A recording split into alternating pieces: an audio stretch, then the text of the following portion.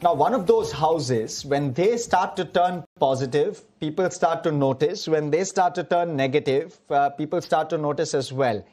DSP Mutual Fund is what I'm talking about. And Sahil Kapoor, market strategist and head of products at DSP Mutual Fund, joining us to discuss just that.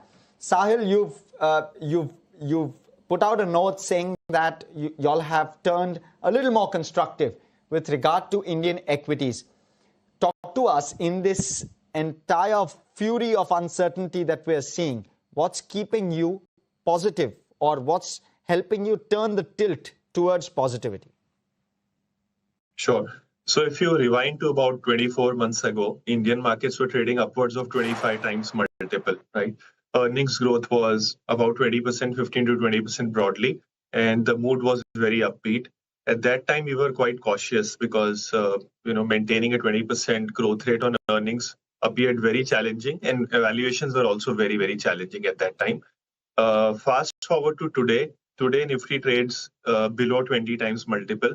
One very important consideration is when you look at, let's say, the top 500 stocks in India, almost about 30% or maybe 1 in 3 stocks in India have ROEs of more than 20%. And we've already seen a slowdown in earnings. I think we are now between 8 to 10% growth rate broadly for earnings. So the missing link for us was, where was valuations, right? And valuations have now come down. Even on a trailing basis, I think we are getting closer to 19 times or lower. And when you go very, very sector and stock specific, I think you'll find about half of the listed universe, 50% roughly, you will find a lot of opportunities where you will get ROEs of maybe 16% or 20% plus. Earnings growth is still the challenge, but at least valuations have come down significantly. So I think that is one of the trigger points. We will take a valuation call here because it is very, very hard to make sense of events and how will they unfold. But buying cheap or buying at below fair value is in our control. I think that is what our call is right now. It's very important to notice that over the last 5 years, 10 years or 20 years, whenever Indian markets begin to trade below long-term valuations, they become one of the better markets to buy. And the reason is that our return on equity or the quality of businesses which are available in India is of high quality, and that makes a lot of difference. Sahil, I understand that you're trying to say that the valuations are now looking very attractive, but one of the reasons why valuations have corrected is also earnings growth. Which are the pockets where you're going to see earnings growth and hence flows coming in? Sure. So one thing is that it's not entirely sure where earnings growth will pick up. So our sense will be broadly to look at basket of stocks where valuations, of course, have corrected below long-term multiples. Take the case of, let's say, BFSI or largely the private banks. If you take the top 4 or 5 private banks today, broadly they are trading close to 2x price to book value. In fact, 1 or 2 large private banks, as of now today, as we speak, trade at valuations very close to the global financial crisis low. Now, we haven't seen these kind of valuations for a very long time. If you look at the numbers, broadly these banks do about 2% ROA, return on assets, and they are levered by about 7 times, 7x leverage. So they can easily do an ROE of about 14 to 15%. And if you buy them at 2x price to book, and if the ROEs are going to expand at about 14, 15%, I think investors can be rest assured that this is a good place to be in. Even without a re-rating of the multiples, I think it's a good place to start accumulating this sector. So you don't have to worry too much about earnings growth. Even on a conservative basis, let's say currently the credit growth is about 15%. Even if we're to match the nominal GDP growth rate of maybe 10 to 12%, it still makes sense to go over it on this space, expecting better outcomes in the future. So I think it's purely where these multiples are right now. And there are other sectors within BFSI. You can look at housing finance companies, again, beaten down significantly. You can take a look at insurance companies. Outside of BFSI, you will get the same bet at IT companies. So there is a plethora of universe where these bets can be placed. Sahil, very curious. I want to try and get you a devil's advocate argument with regard to especially the banks. There is a change in environment, especially given that PSU banks are willing to do business at a 1% ROA? Do you believe that this shrinks the profit pool within the banking system, or that argument may not stand because it's cyclical and eventually asset quality issues will crop up within the PSU space? Is that how you're playing this? So maybe it's possible that there could be some, market share gains. But if you look at the hard numbers, has it happened in the past, today, or in the last 6 months? The numbers don't say so, right? If this was true that a large part of the PSU basket was willing to underprice and therefore take away market share, that should be the resultant factor. It hasn't appeared in numbers. The trend is that large private banks are taking away market share slowly and steadily. Even when you look at the progress in book values, I think it's very, very steady. So, of course, what you said, if it appears in number, then probably it could be a challenge and it has to be revisited. But at least in data, it has not appeared as of today.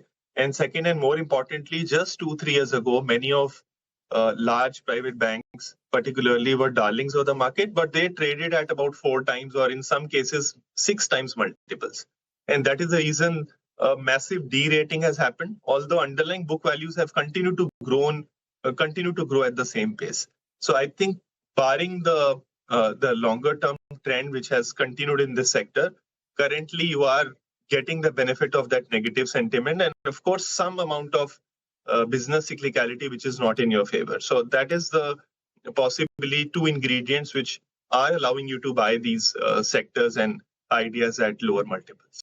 And how do you look at IT? You briefly spoke about IT there, but what kind of earnings growth do you see from IT? And is there a challenge to revenue growth from AI for them? Yes, I think there is already, you can see that in numbers, right? Revenue growth has slowed down significantly. Currently, most companies or at least analysts are penciling in between 0 to 3% in terms of revenue growth, which is a very, very low number. Let's say even if you add back inflation, you get to a growth rate of 5 to 8%, anybody's guess. 2 things are very, very important to note. First, I think most of these companies are now trading at about 17 times or lower. If you adjust them for, let's say, FY28 numbers, many of them are at 14 times. So my sense is that they've already been priced for a very, very low revenue growth. Can they surprise on the upside? Maybe time will tell. Second, what are the ingredients for us to know that these businesses are facing hardship? Of course, top line growth is one metric. The second and more important metric is, are the margins shrinking? I think that has not happened yet. Largely, they've been able to manage the business cycle quite well. But maintenance of margins, I think, is another very important sign that probably this is a business cycle which is not favoring them a lot. But if they come out with this from this business cycle, I think their profitability will be maintained. So many of these large IT companies which do ROICs of about 40-50%, if they are available to you at, let's say, 14 times or 15 times 2-year forward multiple or even 17 times trailing multiple, I think there is no harm in trying to, nibbling into these names. They offer wonderful opportunities. Interesting. Sahil, you've spoken about banking, financial services, insurance, and IT. That's where the pressure has been the largest. And I don't know if this is a conscious call, but FII positioning within those sectors have come off very, very sharply. Do you believe FIs will likely come back to the same sectors? Is that what the real bet is? Is it based on flows or is it purely based on valuations? Anything else that's looking reasonable to you outside of this basket? So we've written it many times that, flows don't cause returns. So it's not that if FI money or domestic money goes into a sector, that sector will start giving you high returns. I think it's probably, according to us, when you look at the numbers, there is no correlation with that. When you talk about the FIs, of course, I think there are 2-3 ingredients today. You got the rupee, which is at about 90 on rear. I think it's quite oversold, except 2013 and 2009. You haven't seen rupee at 90 or below rear for a very long time. So you've got a lot of things priced in on the currency also. So when foreigners look to invest in India, most of them come through in a passive format. Currency now, I don't think will be a bigger challenge, at least people who come with a contra lens. And second and more importantly, when you look at valuations, which I spoke earlier, are also significantly in favor, particularly in these sectors. So my sense is, yes, if you look at it from a lens of a foreign investor, this is the time to probably look at India more constructively rather than 12 months ago or 24 months ago. So that, I think, is probably going to be an important consideration. Secondly, outside of these sectors, I think there is still some amount of comfort coming up in some FMCG names selected. When you go bottoms up, they've been completely beaten down. Valuations have come back, and even a very small uptick in consumption could, give or rev up this sector significantly. Some auto ancillary names, some chemicals name.